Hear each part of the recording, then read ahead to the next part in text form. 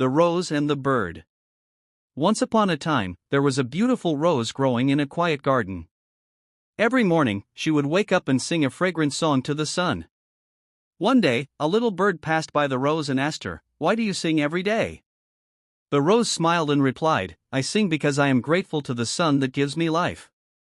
The bird thought for a moment and then said, "I will sing with you, for the sun gives me warmth too." And from that day on, the bird and the rose sang together every morning, making the garden the most beautiful place on earth.